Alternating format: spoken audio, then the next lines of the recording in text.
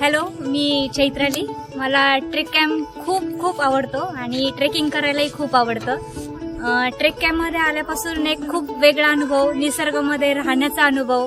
Normally आपण pollution, लोक ह्यांच्यामध्येच दिवस घालवतो, पण आठवड्यातून आणि 15 दिवसातून एक जो ट्रेक घेतात सर, तो खूप छान असतो.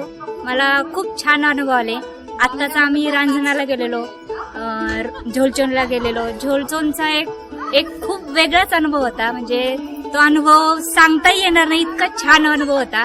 आणि तिथलं क्लायमेट, नेचर, धबधबे, आपल्याकडे ते इतके आहेत धबधबे वगैरे, हे आपल्यालाही माहिती नसतं.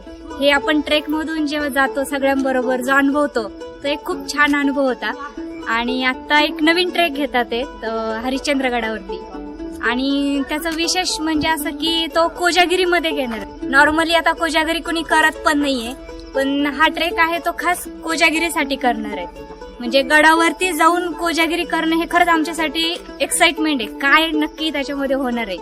आपण नॉर्मली एकत्र येतो, दूध गरम करतो आणि पितो, नंतर झोपून जातो. त्यातलं नेमकं काय शास्त्रीय आहे ते आपल्याला काहीच माहिती नसतं. आता हे जे काय आहे त्याच्या मागे काय गूढ आहे ते आता हरिश्चंद्रावरती जाऊन आपल्या सगळ्यांना कळेल नक्की तिथे काय होणार आहे. हे एक आमच्यासाठी खूप एक्साइटमेंट आहे. आणि माझ्या लाईफमध्ये मी कधीच ट्रेक केलेले नाहीये. आणि आता जो हा ग्रुप आहे ट्रेक कॅम्पचा, तो खरंच खूप सुंदर आहे.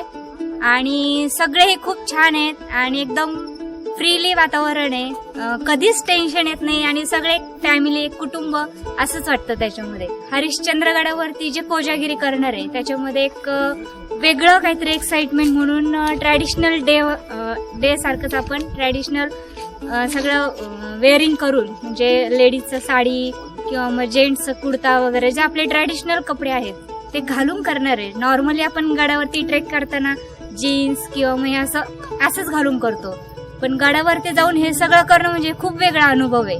आणि त्याच्यासाठीच आम्ही खूप एक्साइट आहोत आता.